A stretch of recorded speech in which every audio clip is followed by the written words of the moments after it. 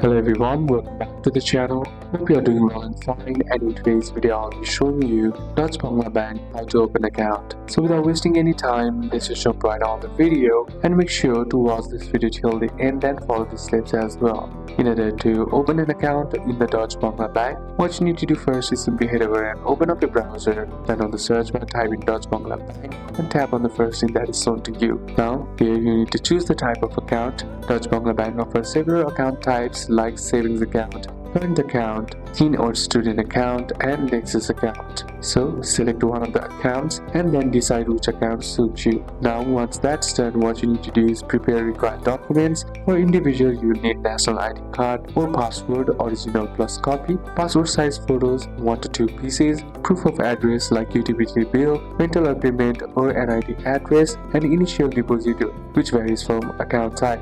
The next is to visit a TPBR branch. Go to the nearest Dutch-Bangla Bank branch, ask for account opening form for the account type you choose and fill in the details carefully. The next is to submit documents and form by attaching photocopies of the required documents. Submit the form from the bank officer, then make the initial deposit as per your account type. The next is to receive account details. The bank will provide account number or /IBAN number, ATM or debit card if applicable, and mobile banking or rocket activation info.